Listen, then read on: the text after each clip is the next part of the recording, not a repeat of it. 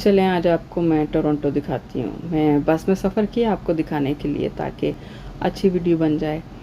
देखो कितना खूबसूरत मुल्क है ये। यहाँ पे हर तरफ ग्रीनरी है और दरख्त लगे हुए हैं। बहुत ज़्यादा इन्होंने दरख्त लगाए हैं और किसी को इजाज़त नहीं है दरख्त काटने की। दूसरी बात ये कि यहाँ की ज़मीन बहुत ज़्यादा ज़रख़ेज़ है।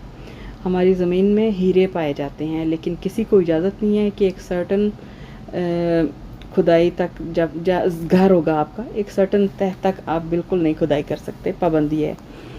यहाँ की सड़कें बहुत साफ़ सुथरी हैं, बिल्डिंग्स बहुत खूबसूरत बनाई गई हैं और ये कभी नहीं टूटती हैं जब तक खुद ना तोड़ा जाए, और कोई तोड़ता ही नहीं है, ज़रूरत ही नहीं है।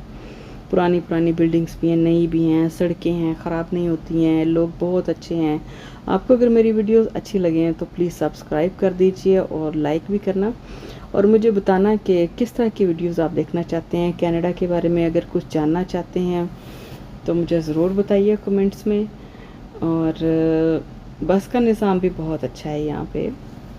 24 घंटे बसें चलती हैं, उसमें हम खुद ही कार्ड लगाकर स्वैप करके तो पैसे डाल देते हैं। सब कुछ अच्छा है बहुत। आप